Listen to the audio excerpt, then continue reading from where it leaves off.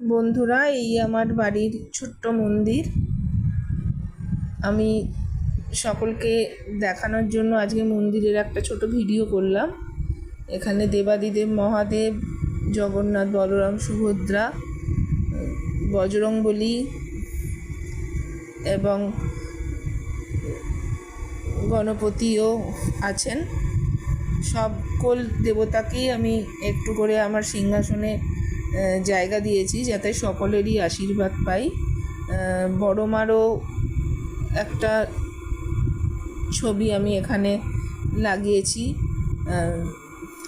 এই হচ্ছে আমার গোপাল, আর এটা হচ্ছে গোপালের জায়গা।